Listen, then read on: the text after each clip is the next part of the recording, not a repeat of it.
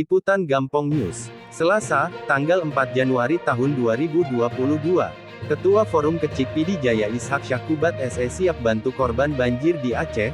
Beliau menyatakan akan melakukan penggalangan dana terhadap seluruh kecik yang ada di Pidijaya, supaya kita juga dapat membantu saudara-saudara kita yang terkena bencana banjir.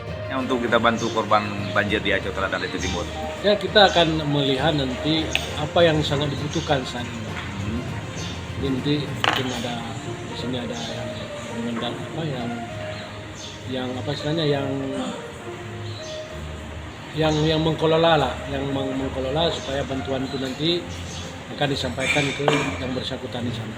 Berarti kita akan menghimbau semua ke sini Pidijaya ini. Insya Allah akan menghimbau supaya mereka juga harus turut Ikut membantu. prihatin dan membantu terhadap kawan yang lagi musibah. Akan melakukan penggalangan dana di Ya, tingkat desa. insya Allah akan melakukan itu. Oh. Demikian liputan Gampong News. Ketemu lagi di liputan kami berikutnya.